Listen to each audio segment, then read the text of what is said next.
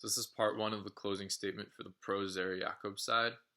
I think that our points about conflict within and between religions and the irrationality of things like fasting and living a monastic lifestyle still stand. I don't think that your rebuttal to the first point was very strong. Yes, we as humans are flawed.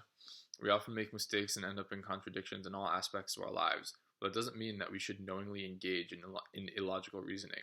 As we've mentioned in previous videos, there are many contradictions between different religions and within different religions, and we must strive to use reason to avoid these contradictions and all others when we can.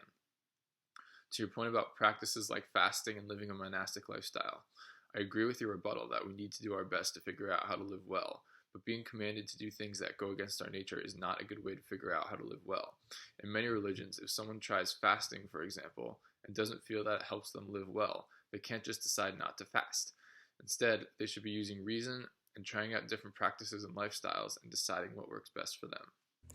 The inconsistencies throughout religion make it impossible for us to truly trust the religious traditions presented to us.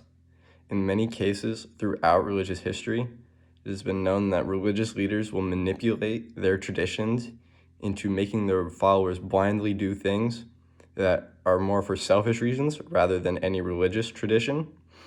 And we as people need to use reason to evaluate every tradition presented to us to determine whether or not this is something that God has truly desired for us to do as people, or if it's something rather that some religious leader has manipulated us into believing is true, when in reality, it is something that we do not need in our lives.